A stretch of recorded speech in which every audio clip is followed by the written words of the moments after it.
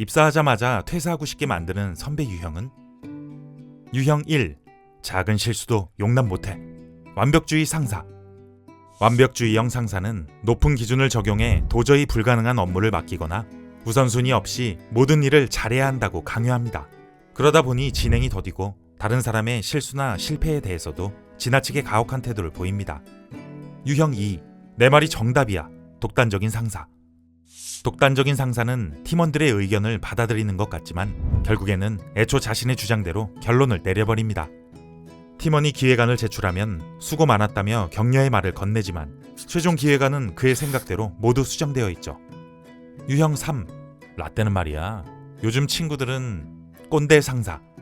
꼰대 상사는 팀원에게 감정 섞인 비난을 하거나 옛날 이야기를 무용담처럼 늘어놓습니다. 세 가지 유형의 리더들은 팀원들을 힘들게 만듭니다. 부정적인 근무 환경을 조성하며 조직의 성과를 갉아먹죠. 하지만 리더들은 자신의 문제를 잘 모르는 경우가 많습니다. 과거의 성공과 낡은 사고방식에 함몰되지 않는 리더가 되려면 어떻게 해야 할까요? 첫째, 완벽의 기준 조정하기. 완벽주의자는 자신에게 높은 기준을 적용해 끊임없이 노력함으로써 탁월한 성과를 이루어냅니다. 하지만 리더의 자리에 올라갔을 때는 부하 직원에게 세세한 내용까지 지시한다거나 의사결정을 지연시키는 등 부정적인 결과를 가져오기도 합니다. 따라서 좋은 리더가 되려면 완벽주의를 성장에 도움이 되는 방향으로 전환해야 합니다. 타이밍을 놓치면 안 되는 중요한 프로젝트를 할 때는 일단 기일 안에 완수하는 데에 초점을 두는 것입니다. 이때 체크리스트를 활용하는 것이 도움이 됩니다. 행동의 우선순위를 적되 빈틈없이 만들어야 한다는 생각은 버리세요. 이렇게 하면 빠른 의사결정이 가능하고 오타 교정 같은 지엽적인 일에 몰두하다가 데드라인을 넘기는 일을 막아줍니다. 완벽한 결과물을 만들어내는 것은 비현실적인 목표입니다. 자기 기준에는 80%밖에 못 미치더라도 성공이라고 생각하는 연습을 해야 합니다. 둘째, 나를 객관적으로 바라보기. 독단적인 리더가 되지 않으려면 자신에 대해 알고 객관적으로 평가할 수 있어야 합니다. 이를 자기인식이라고 합니다. 정확한 자기인식을 위한 방법에는 두 가지가 있습니다. 먼저 전문가의 도움을 받거나 MBTI 검사와 같은 심리학적 진단 도구를 통해 자신을 객관적으로 평가하는 것입니다. 진단 도구를 이용하면 자기 내면이나 대인관계 등이 어떻게 형성되었는지 알아볼 수 있습니다.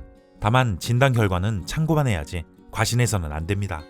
두 번째는 주변 사람들에게 솔직한 피드백을 구하는 것입니다.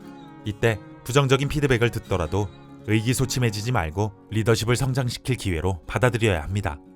흔히 말하는 탁월한 리더는 완벽한 리더가 아닙니다. 자신의 문제점이나 취약성을 인정하고 수용하는 리더가 좋은 리더입니다. 셋째, 자만심에 빠지지 않도록 자기 경계하기. 우리가 꼰대라고 부르는 사람들의 가장 큰 특징은 바로 공감과 경청을 할 줄 모른다는 것입니다.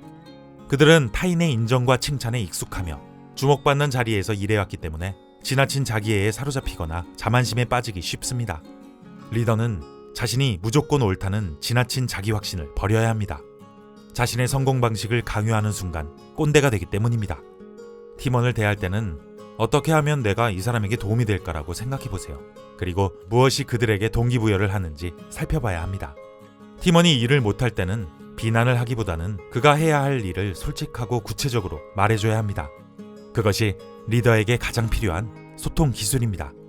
자신이 존경받는 어른으로서 행동하고 있는지 자기 경계를 게을리하지 않는다면 꼰대가 아닌 좋은 선배로서 후배들의 마음을 얻을 수 있을 것입니다. 나를 지키고 조직을 성장시킬 수 있는 상위 1% 리더들의 마음관리법. 리더를 위한 멘탈 수업. 이 콘텐츠가 도움이 되었다면 구독과 좋아요를 눌러주세요.